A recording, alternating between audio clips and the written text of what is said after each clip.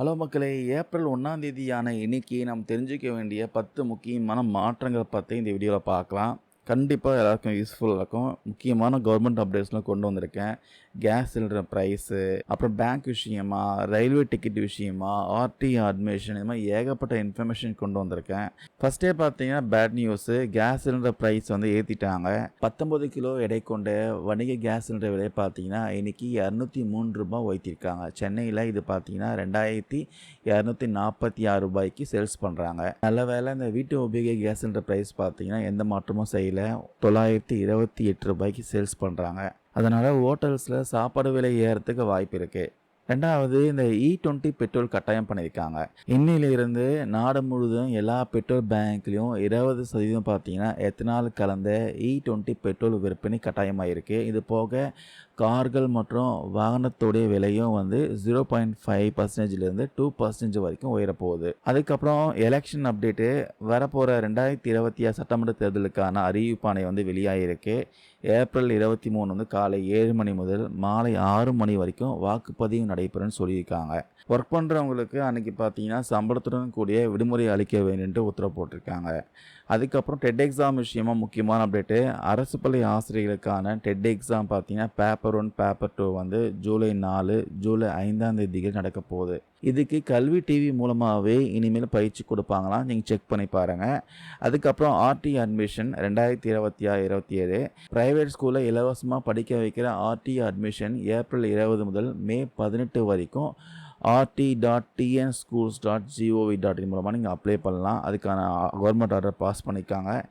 எல்கேஜினா குழந்தையோட பிறந்த தேதி பார்த்தீங்கன்னா 1/8/2021 இருந்து 31/7/2022 இருக்கணும். இது ஃபஸ்ட் ஸ்டாண்டர்டுக்கு அப்ளை பண்ண போகிறவங்க 1/8/2019 முதல் 31/7/2020 பிறந்திருக்கணும், பார்த்துக்கோங்க. அதுக்கப்புறம் பேங்க் அக்கௌண்ட் வெரிஃபிகேஷன். இப்போ எப்படி சிம் கார்டு மாற்றுற மாதிரி வேறு நெட்வொர்க் மாறும். சேம் நம்பர் யூஸ் பண்ணுவோம், ஆனால் வேறு நெட்வொர்க் சேஞ்ச் பண்ணுறோம். அதே மாதிரி உங்கள் பேங்க் அக்கௌண்ட்டையும் சேம் பேங்க் அக்கௌண்ட் நம்பரை வச்சுக்கிட்டு வேற ஒரு பேங்க்குக்கு மாற்றிக்கலாம் அப்படின்னு சொல்கிறாங்க. ஆர்பிஐ பேமெண்ட் விஷன் 2028 திட்டத்தில் இந்த பாஸ் சிஸ்டத்தை வந்து கொண்டு வராங்க.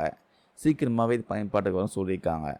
அதுக்கப்புறம் பார்த்தீங்கன்னா ரயில் டிக்கெட் கேன்சலேஷன் ரூல்ஸ்லாம் வந்து மாற்றிருக்காங்க.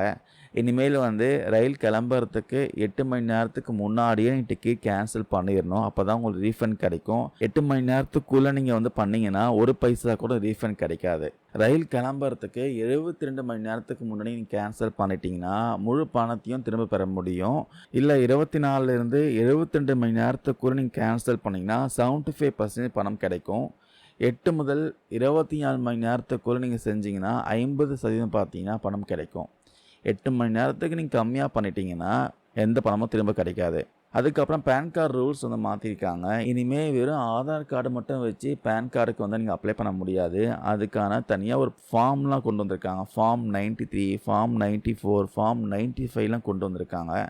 அதெல்லாம் யூஸ் பண்ணி தான் நீங்கள் வந்து பேன் கார்டு அப்ளை பண்ண முடியும், பார்த்துக்கோங்க. அதுக்கப்புறம் ஏடிஎம் ரூல்ஸ்லாம் மாற்றிருக்காங்க. ஹெச்டிஎஃப்சியில் நீங்கள் யூபிஐ மூலமாக பணம் எடுத்தாலும் அது பார்த்தீங்கன்னா ஏடிஎம் வித்ட்ராவல் லிமிட்டுக்குள்ளே வந்துடும் சொல்லியிருக்காங்க. அதிகபட்சமாக நீங்கள் 5 லிமிட் வரையும் ஃப்ரீயாக பண்ணிக்கலாம். அதுக்கு மேலே போச்சுன்னா ₹23 ப்ளஸ் ஜிஎஸ்டி வசூல் பண்ணுவாங்க.